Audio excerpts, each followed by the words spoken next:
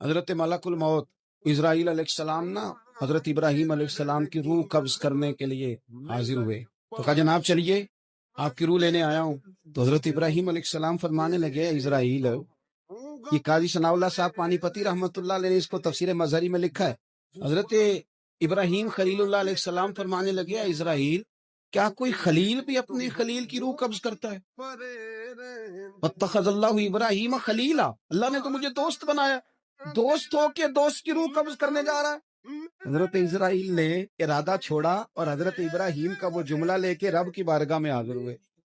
عرض کے مالک جناب ابراہیم علیہ السلام نے فرمایا ہے کہ اللہ کی بارگاہ میں عرض کرو کہ مالک کیا کوئی خلیل بھی اپنے خلیل کی روح قبض کرتا ہے؟ تو رب کریم نے فرمایا اب میرا بھی پیغام جا کے جناب ابراہیم کو دے دو، ان سے جا کے کہو رب فرماتا ہے کیا کوئی خلیل بھی اپنے خلیل کی ملاقات کو ناپسند کرتا ہے؟ آپ کو تو ملنے کو بلا رہے ہیں، موت تو ایک پل ہے، یہاں سے گزریں گے تو جا کے محبوب سے ملیں گے، تو کیا کوئی خلیل بھی ناپسند کرتا ہے کہ وہ اپنے خلیل سے ملاقات نہ کرے؟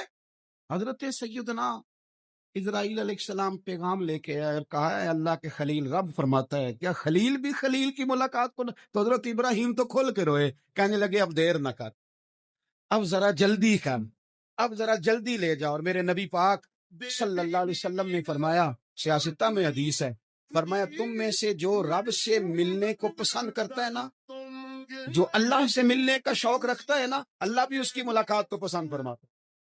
تم میں سے جو رب سے ملنے کا شوق رکھتا ہے، اقبال کیا کہتے ہیں، کہتے ہیں تیرے عشق کی انتہا چاہتا، تو میری سادگی دیکھ میں کیا چاہتا، میرا ذرا سا تو دل ہے مگر شوق اتنا، میں وہی لن ترانی سنا چاہتا ہوں۔